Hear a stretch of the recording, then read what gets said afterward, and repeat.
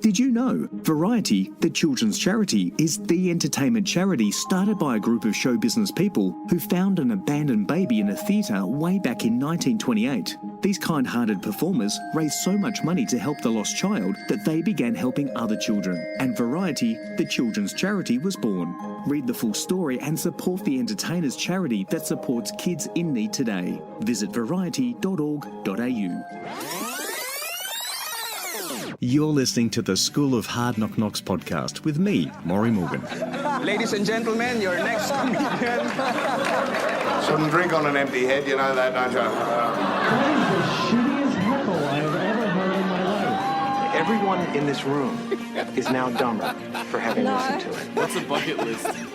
You have dangerously underprepared yourself for the shit that is about to get real. David Tulk has been performing stand-up comedy for the past 15 years, and today he's a regular feature at comedy rooms around Australia. A straight talker, Tulk's rough edges are emphasised by the titles of his productions, namely his upcoming stand-up comedy show, David Tulk Has No Filter, and his YouTube video series, Some People Are Just Arseholes. In this interview, you'll hear how David Tulk got started, how being lumpy has helped his comedy career both on stage and screen, how he weaves Zen into a joke, as well as his own pay-it-forward joke word, fountain pen. One quick warning, there's loads of satire in this interview, so have your pinch of salt ready.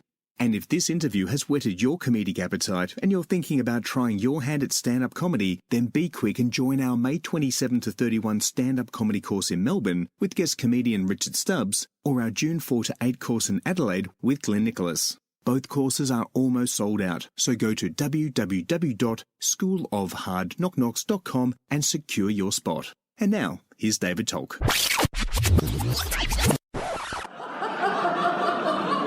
Just a tip of word of advice, if you do go to Tasmania, don't do what I did, don't go, hi, I'm from Australia. Fuck, that pisses them off. They shake their 6 fingers at you and their little red heads will explode. It's like, fucking hell. They take away the complimentary girlfriend, husband, wife, it's all the same. But, well, they say they have 2 heads in Tasmania, but I have no proof of that because I didn't see anybody with 2 heads. But what I did see while I was there was Maya had a 2-for-1 hat sale. So I'm just saying. Good afternoon, David Tulk. How are you? I'm very good, thank you, Maury. How are you? I'm recovered. The last time I saw you was in the smoking lounge of the Exford Hotel, yes. You were doing your best. You were having a good old puff, and I think I took about a month after that. This was during the Melbourne International Comedy Festival to recover. Yeah. It was exhausting. How'd you recover? Mate, I bounced back the next day. You know, I'm used to it. I'm a seasoned professional and a seasoned alcoholic. So, you know, it doesn't. My recovery times are, in fact, what I do normally is just drink through it. Yeah, right. I just carry on. So when you left me there that night, and then you saw me a couple of days later, I hadn't been anywhere. I'd just been there. So, you know, I hadn't even been home. That's why I smelt kind of odd. Yeah. But, you know, it's a smell of success. I think that's what people like about it when they smell me. They're like, wow, that guy's got it all going on. Look at him, he smells like bourbon. Yeah, right. Bourbon and some other sweet-smelling herbs. Just bourbon. Yeah, of course, just bourbon. All right. Very good. Well, David, it was good to meet you in person during the Melbourne International Comedy Festival. I also got to see you perform, so I got to learn about the David Tulk and the type of humour that he does. And we'll be talking a little bit about your upcoming show, which is called No Filter, which is very much about the type of comedy that you do. But let's go way back, David, because, you know, I think we covered every other topic when I saw you at the festival, except how you got into comedy in the first place. So tell me, where were you? What made you do it? When was it? It was about 15 years ago, and it was my ex-girlfriend. No, she wasn't my ex-girlfriend at the time. She was my actual girlfriend at the time. And she said, "You're funny. Yep. Why don't you go into Raw?" And I said, "Why don't you mind your own business?" And then she put me in Raw. So she entered me into Raw. I went to did Raw and failed miserably, just horrible. Because what I thought I would do, what I thought Raw was all about, was doing poetry. So I started. My very first gig was just 4 poems that I'd written. Yeah. And I did them on stage, and they're hilariously funny poems, but still not quite stand-up comedy. I was judged by Adam Richards. I don't know if you know Adam Richards, but he judged me to be terrible. And so from that moment on, I was like, it was fantastic. It was a great feeling, but I was also heartbroken that, I didn't win Raw, because I expected I was going to win it straight away. Yeah, that's how I feel about things. Most things in life, I'm like, if I don't smash this within minutes, what's the point? And so it took me about another year, because once I'd done that, then I didn't really know what to do. I didn't know how to do it or where to do it. So about another year, and then an opportunity popped up where someone said, "Do you want to come and do a gig?" And I was like, "Sure." Yep. So I went and did my very first gig, and I think that was at a backpackers in the city, where and I just fell in love with it straight away. I fell in love with the adulation of people, because I'm not. I wouldn't say I've got a massive ego, but a lot of people, love me a lot. So I thought, well, I can deal with this. Subsequently, of course, it's all turned the other way. But it was nice while it lasted. That's what I'm saying. It was really nice when the people thought you were young, fresh-faced, and enthusiastic about comedy, and not just an angry old man, which is what I've become. Well, so 15 years ago, you were this lovable. Were you the same sort of cuddly shape that you are today? No, I was quite a bit thinner back then, and I blame just a sedentary lifestyle for the way I've become. Yeah, and mostly because I'm just a very lazy person, just by definition. If I could not do something, I will. Yep. So there's quite a number of jobs here at my house that need to be done, but I'm not doing them. And my wife's got a very long list of things that she would like me to do, and I've refused. I actually pretend I can't read at the moment, so yeah, it's helping. So a you lot. said under duress, you said "I do" to the priest or whoever married you. Yeah. And that was the last time you agreed to anything. Well, actually, it was weird, because the day I got married in Hawaii. Anyway, it doesn't matter, on the beach. I'm not bragging or anything, beautiful. but that's what happened. And we were driving back to our hotel in Waikiki, and my wife said to me, "Did you know that I can't divorce you for a year?" That was the first conversation we had straight after we were married. And I thought about that for a second. I was like, "Yeah. That's kind of an odd thing to say, isn't it?" But anyway, so 10 years later, we're still married. So clearly she forgot about that or something. I don't know what happened. Maybe, to be honest with you, I'm a pretty good catch. Well, maybe she's as lazy as you are, and the paperwork doesn't look appealing. No, she's not. She's a go-getter, my wife. But okay. She went and got the wrong one. That's all. But I'm going to stick with it. I'm batting well above my average, so I'm going to be honest with you. Yeah. But whatever. Yeah. Well, things are on the up and up. You're being interviewed by us, so what's next? Well, this is one of the boxes that I was ticking on my comedy career. It was like, when is the school of knock knocks? Is it hard knocks? Well, there you go. The school of hard knock knocks, but you're that famous that you're meant to get it wrong to show how good you are. Well, no, I didn't mean to do that. I actually genuinely forgot. No. But I was just waiting for you guys to ring up, because I thought this will be the thing. This will be the moment. This will be a breakthrough moment after 12, 15 years of doing this. Breakthrough. So I'm just waiting for. I guess the next phone call we'll get after this goes to air is from some kind of agency who want to take me on. So. Well, probably Michael McIntyre wants you to do the Apollo. Well, I'd imagine, I've sent a few emails and little or no response at this point, but that's not to say he's not going to get back to me. I mean, how long does it take to reply to an email? I'm giving him 5 months. Yeah. We're coming up to 5 months, so I think that should be enough time. Yeah, absolutely. But in the meantime, don't give up your show that you've got on July the 12th. I'm just saying that. Good segue. Yeah. David Tulk has no filter. That's not me insulting you. That's the name of your show. That is correct. That is the name of the show. Yeah.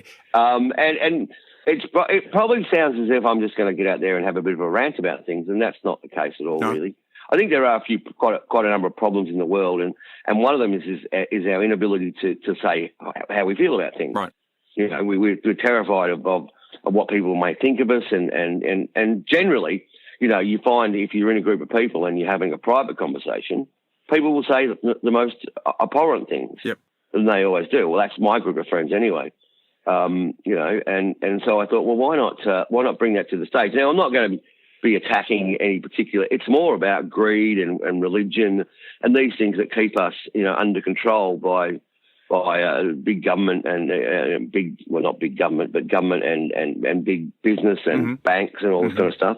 And we don't shout them down, do we? We're not out there. We should be out in front of Apple picketing saying pay your taxes so the homeless people can get a house. But we don't do that, do we? We're too worried about other things that just aren't important at all. You know, like why is Donald Trump the president of America? You know why he's the president of America? Because we're not Americans and we had no say in it. So, you know, although the way you read social media, you would imagine that, you know, it was down to us. Yeah. We could vote him around, but we have nothing to do with it. You know that. I don't know if you know that, Maury, but we're actually not Americans. We don't even live in America. Well, we're not yet, but you did send me your phone digits in almost Morse code because you were worried about someone seeing them. So I am you know, whether we're underneath the NSA or CIA, I don't know. Well, it's not so much about that. It's just that I know for a fact that these things get picked up when you put a phone number on the internet. It gets picked up, and I've got a lot of phone calls from a lot of people offering me a lot of really good deals, but I'm just not into them. And I don't need, you know, like I've had about 12 phone calls so far this year asking me if I want to save my power. And I'm like, I do, but I've already got a system in place which is very power saving, which is I'm just hooked into the house next door. Yeah. So that's good. I don't need any. So if he needs, if anybody, I should ring anybody, I should ring him because his power bill's probably through the roof. But particularly with your hydroponics. Well, he doesn't know, you know, what's going on exactly, and that takes a lot of between the puppy farming and the hydroponics systems I've got running here. You know, I'm using a lot of power. Yes, and selling a lot of dogs. That's right. You need a dog? What do you need a dog? They're very lethargic dogs, I found though. Yeah, you're mixing business, I think. This, of course, is all satire. So if you are listening to this, NSA or CIA, we are joking right now.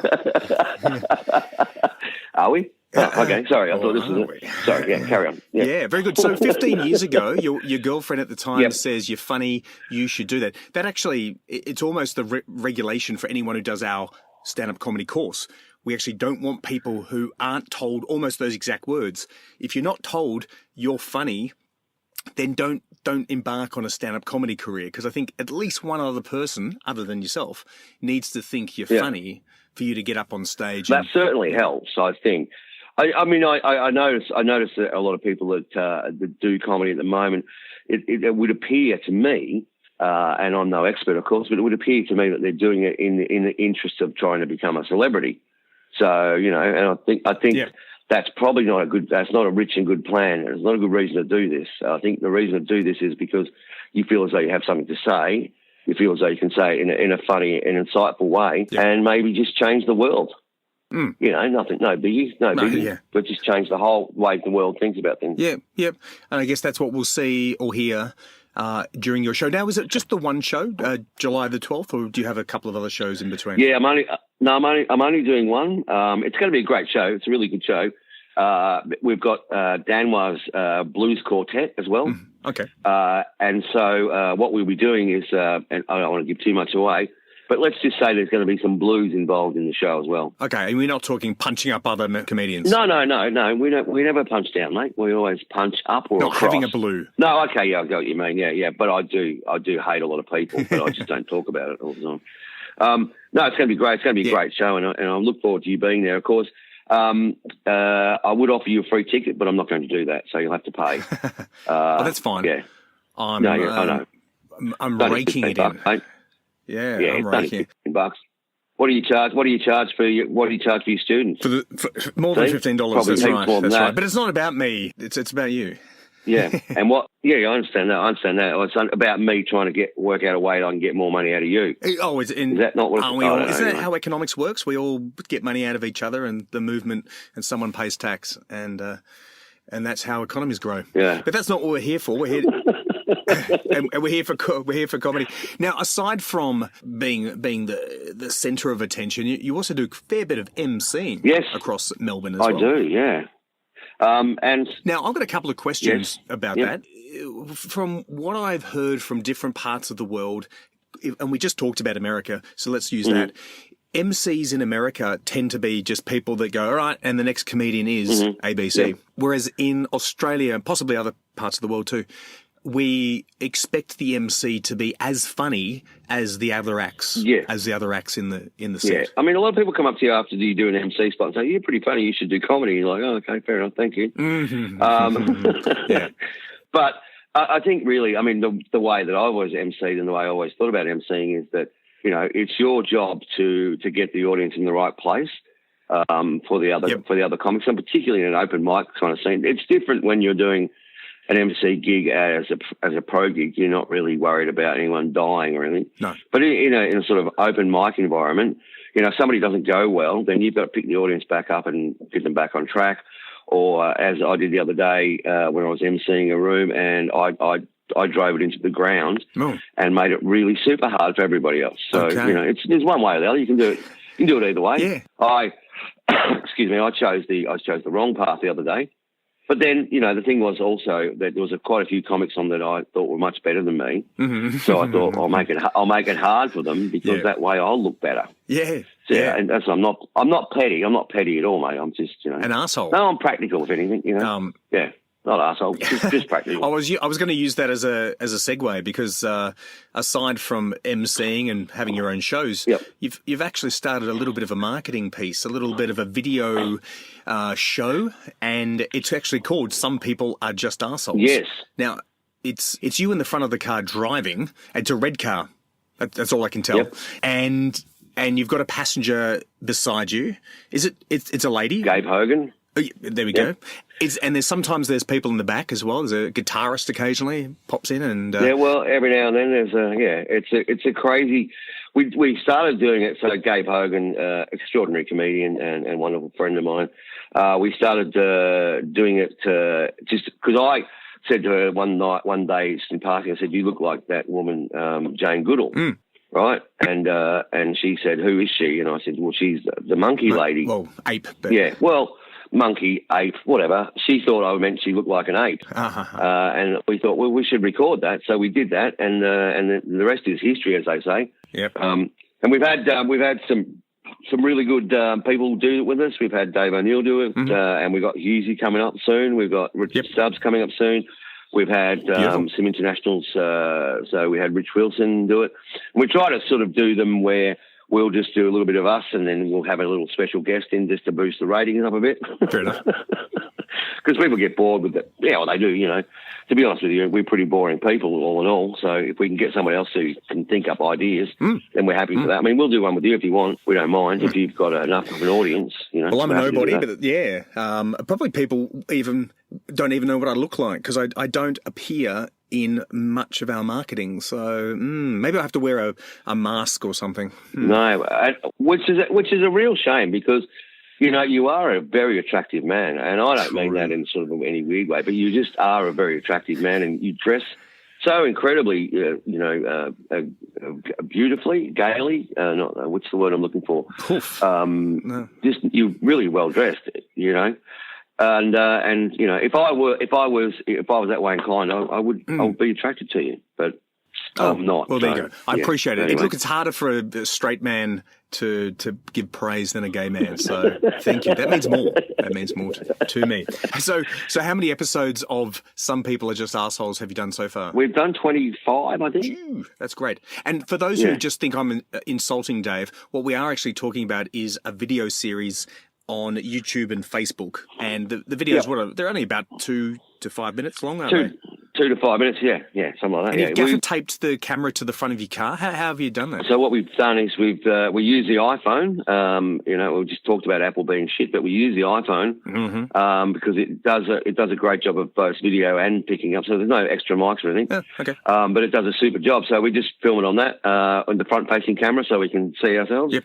And that's it. It's easy as that. So anyone could do it if they had the imagination, skill, time, or even want. Just put your camera up in your car and chat away. You know. And we started doing it just before Seinfeld started doing comedians in cars. Oh, right. Talking to people or whatever that is. Yeah. So I'm pretty sure. I can't guarantee, but I'm pretty sure that Seinfeld's ripped me off again. It wouldn't be surprising. Yeah. It wouldn't be surprising. So, anyway. Didn't Guns N' Roses steal some of the music from Australian Crawl for one of their songs? Yes. Yeah, so look, Americans doing it all the time. They think, oh, no one's going to know this little unknown comedian over in the backwater of Australia. Who's David Tulk? Yeah. And the next thing you know, What's he know? You've got, yeah, that's it. Well, let's move on. So 15 years in the biz, you've seen all angles.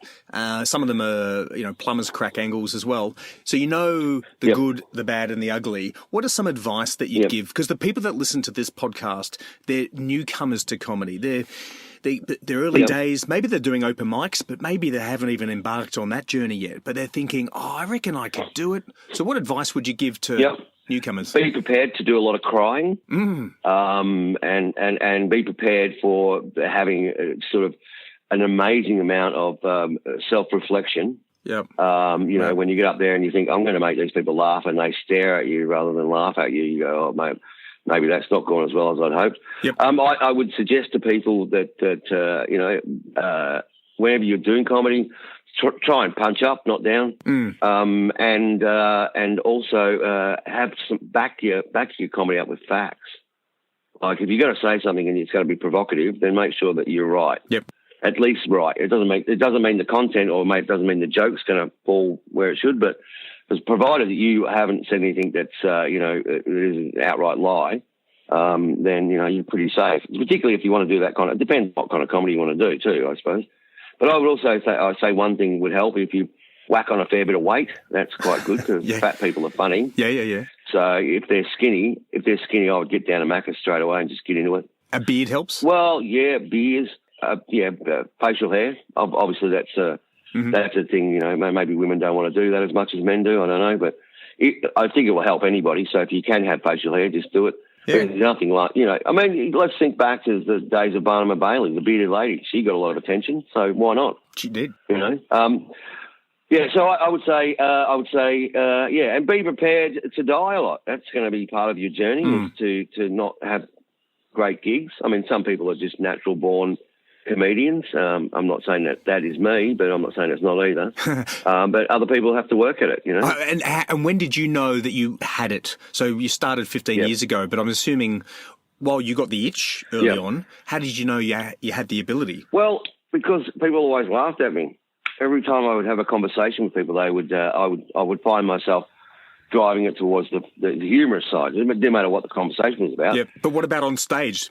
That's off stage, but what about on stage? How did you know, wow, that clicked, everyone got that? Well, when they laugh, I think that's the biggest thing that you go, oh, that's a good indicator. Yeah. That's probably the best one I would go with, is like if you say something and they laugh, there's a fair chance that it was funny. Yeah. If they don't laugh, you've probably made a tragic mistake in your process. Yeah. I would say that because I worked for the opera for a long time. Yep. As an actor in the opera, whatever, not important.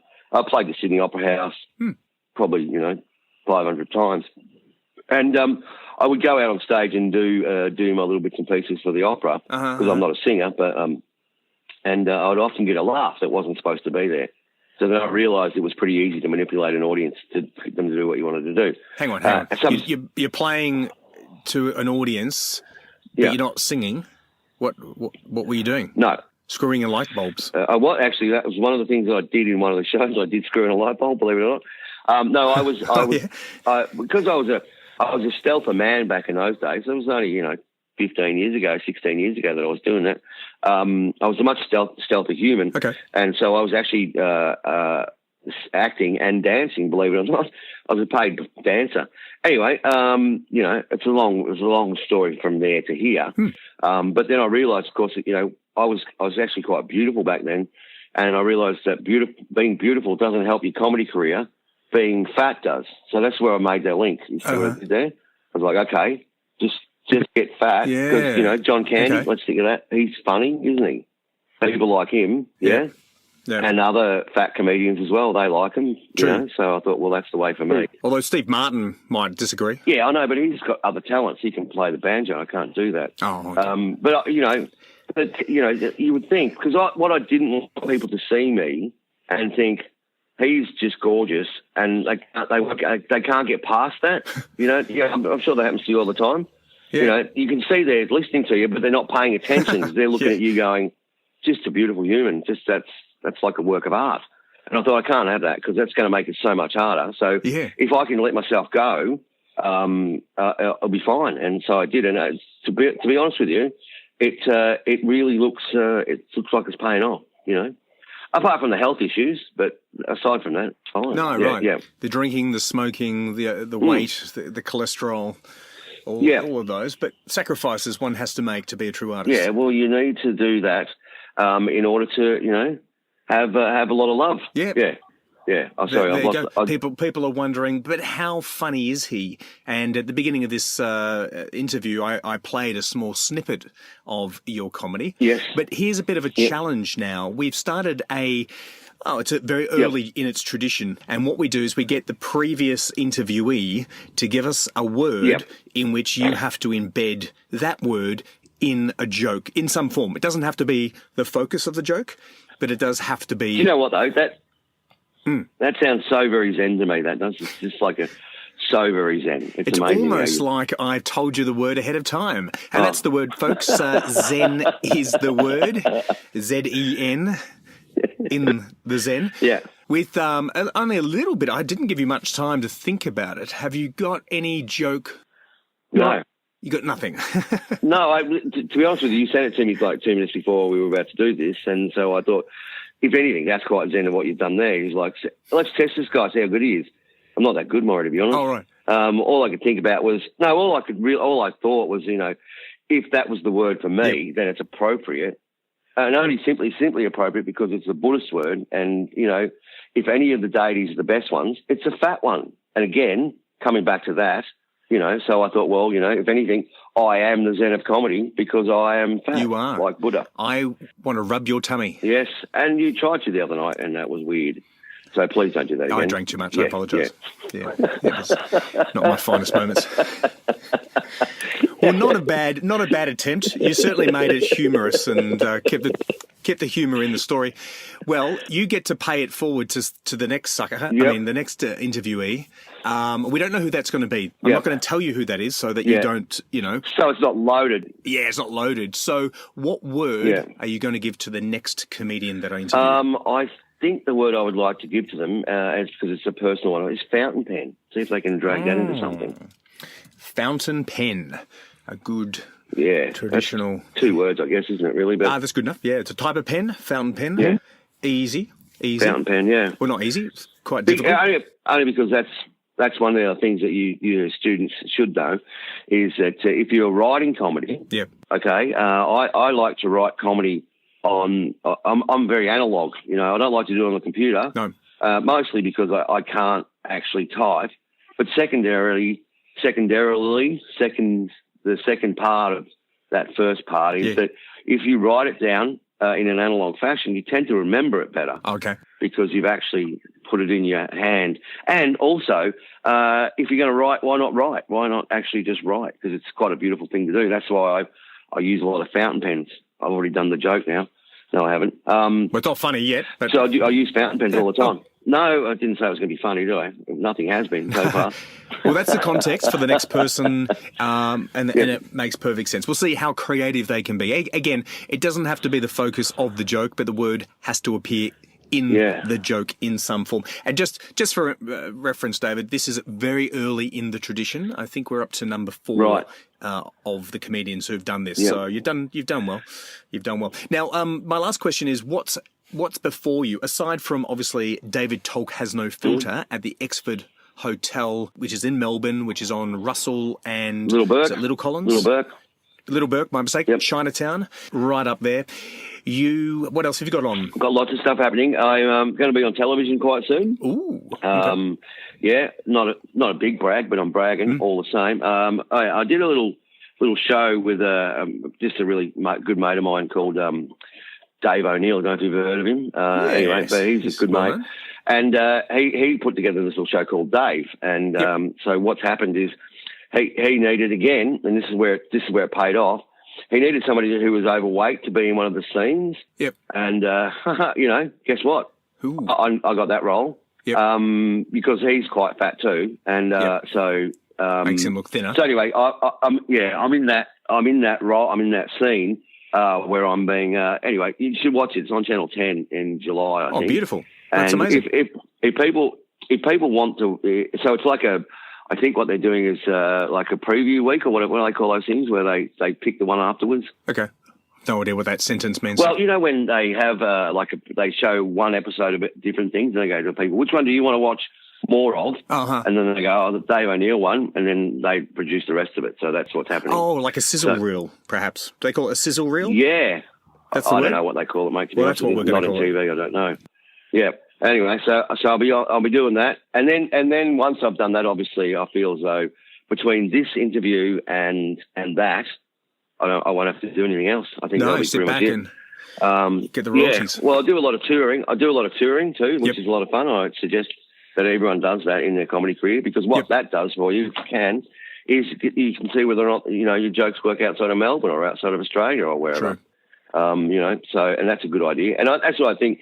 With people should really try and make their jokes as universal as possible. Talking about being on the 86 tram is all good when you're in Melbourne, but it doesn't really translate very well when you're in Sydney, say. Because they're angry about it anyway. They got rid of their tram, and now they got them back. Crazy. They have one. I was in Adelaide for the Fringe Festival, and I saw a lot of tram tracks, and I saw some tram stops, but I never saw a tram. Yep. Exactly the same thing. When I was in Edinburgh doing the Edinburgh Comedy Festival over there, 5-star review, whatever. Anyway, so they had done the same thing. They'd done a tram tracks, but no trams. And I said to them, "We're very similar here in Melbourne. Melbourne's very similar to you guys. In fact, we actually put trams on the tracks, but." Bloody bold effort you've done there, bloody great effort. Yeah, and the thing is too, and I think the thing that they liked about it is they ran out of money. I think that's what happened. They ran out of money. And they thought, well, why not just leave the tram tracks there? People, at least you can follow the tram tracks home. So it's sort of like a GPS thing. Good landmark. Well, they were. They was really good. You couldn't cross the street because the tram tracks, they had them all barricaded off just in case people fell in them.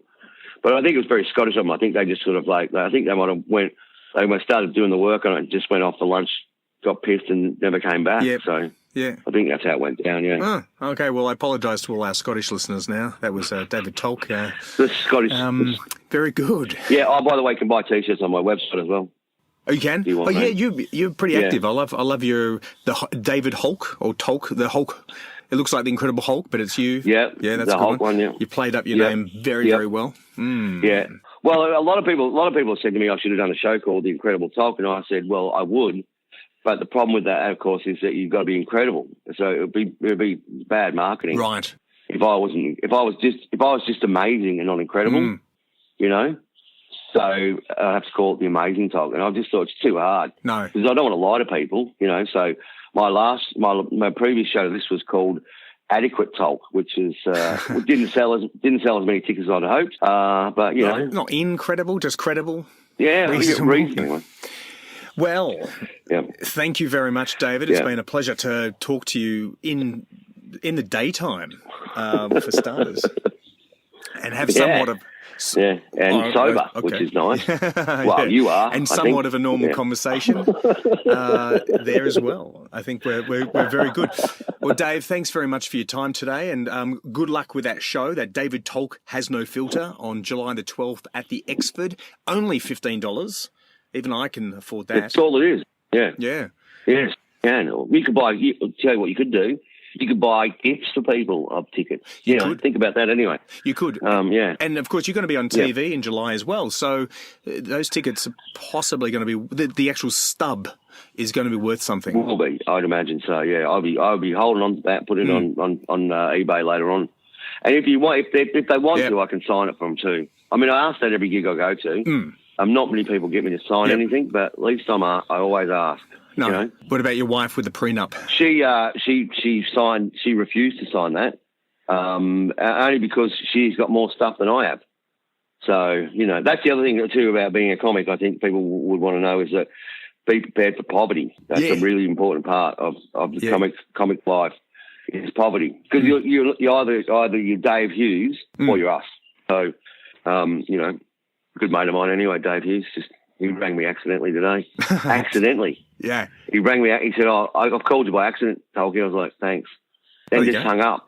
So, well, there you go. Well, that means you're in the speed dial, so it means you're somebody. Yeah, well, something's happened, and I'm not happy about it, to be honest with you. I was in the shops, I'm like, the phone's ringing, it says Dave Hughes, and I'm holding it up so people could see it, but nobody really cares.